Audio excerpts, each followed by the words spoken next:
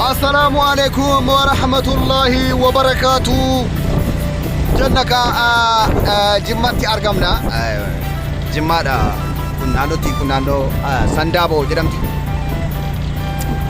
جمعة باجفار يجورا بيا جيتورا في بيا جلالا جرا أما برانس بريئرا أكنتي أمبنا مرفوعدي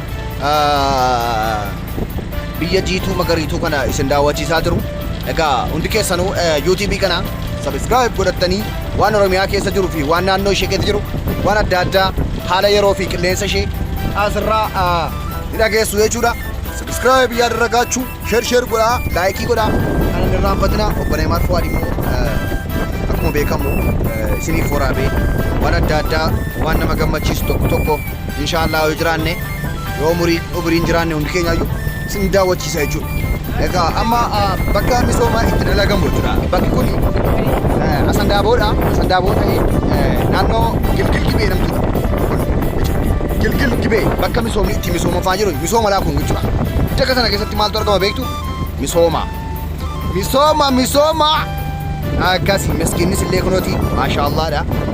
Misoomni immoo bakka sanatti argama jechuudha. Kunnoo aarni wayii aaraati jechuudha.